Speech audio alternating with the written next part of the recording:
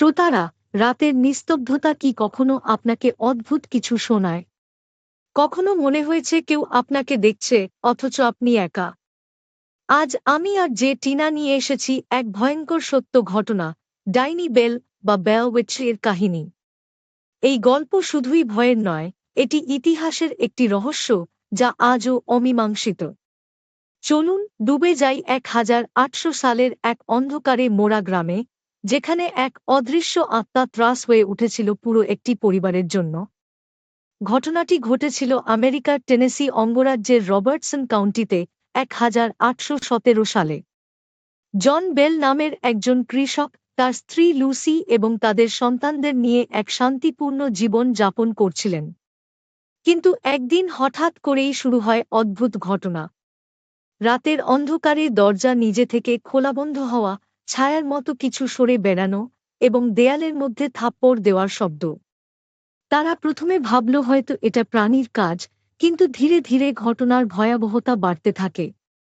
একসময় পুরো পরিবার স্পষ্টভাবে শুনতে পায়, কেউ যেন ফিসফিস করে কথা বলছে। সেই অদৃশ্য আত্মা ক্রমেই বেশি শক্তিশালী হতে থাকে, শারীরিক আঘাত, শিশুর কান্না, টানা টান, এমনকি ছোট মেয়েটিকে ঘুমের মধ্যে চড় মারা পর্যন্ত। অবশেষে সেই আত্মা কথা বলা শুরু করে। সে নিজের পরিচয় দেয়, আমি ক্যাটি বেটস। তুমি আমাকে ঠকিয়েছিলে, এখন আমি শান্তি চাই না। বলা হয়, জন বেল তার জমি নিয়ে এক বৃদ্ধা মহিলাকে ঠকিয়েছিলেন। মৃত্যুর পর তার আত্মাই প্রতিশোধ নিতে ফিরে এসেছে। কিন্তু ব্যাপারটা সেখানেই থেমে থাকেনি। ডাইনি বেল কেবল বেল পরিবার নয়, আশপাশের প্রতিবেশীদের ঘরেও তাণ্ডব চালাতে শুরু করে। লোকজন রাতের বেলায় অদ্ভুত কান্নার শব্দ, গোরস্থানে পদচিহ্ন এবং অদৃশ্য কণ্ঠস্বর শুনতে পায়। অনেক স্থানীয় মানুষ পালিয়ে যায় গ্রাম ছেড়ে। এই ঘটনার চরম পর্যায়ে আমেরিকার পরবর্তী রাষ্ট্রপতি অ্যান্ড্রু জ্যাকসন নিজে বেল পরিবারকে দেখতে আসেন। বলা হয়, তিনি এক রাতে থাকতে গিয়েছিলেন বেলদের বাড়িতে। কিন্তু পরদিন সকালেই ভয় পেয়ে সেখান থেকে পালিয়ে যান। তিনি নাকি বলেছিলেন, এই জায়গায় মানুষ নয়, অশরীরীরা রাজত্ব করে। 1820 সালে জন বেল রহস্যজনকভাবে মারা যান। তার মৃত্যুর পর সেই আত্মা উল্লাস করে চিৎকার করে বলে, শেষমেশ আমি পেয়েছি প্রতিশোধ। তার মৃত্যুর জন্য কে দায়ী, আত্মা নাকি মানুষের ষড়যন্ত্র? কেউ জানে না। জন বেলের মৃত্যুর পর কিছুদিন আত্মার উপস্থিতি ছিল, কিন্তু হঠাৎ করেই তা মিলিয়ে যায়। সে বলেছিল, আমি আবার ফিরে আসব 7 বছর পরে। 1828 সালে আবারও কিছু অদ্ভুত ঘটনা ঘটেছিল, তবে তা আগের মতো ভয়াবহ ছিল না।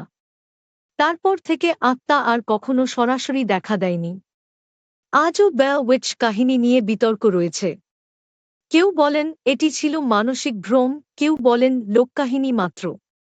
কিন্তু এমন বহু প্রমাণ রয়েছে যার ব্যাখ্যা আজও অজানা।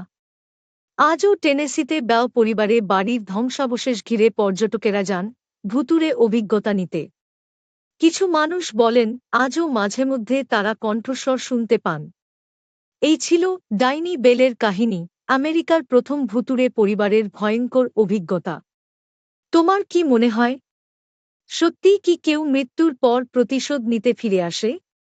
কমেন্টে জানাও আর শেয়ার করো তোমার মত এমন অদ্ভুত সত্য কাহিনী যদি শুনে থাকো। আমি আর টিনা আবার ফিরব এমনই আরও রহস্য ও ইতিহাসের গল্প নিয়ে। ভালো থাকো, নিরাপদ থাকো, আর মনে রেখো, সবকিছু চোখে দেখা যায় না, কিছু অনুভব করতে হয়।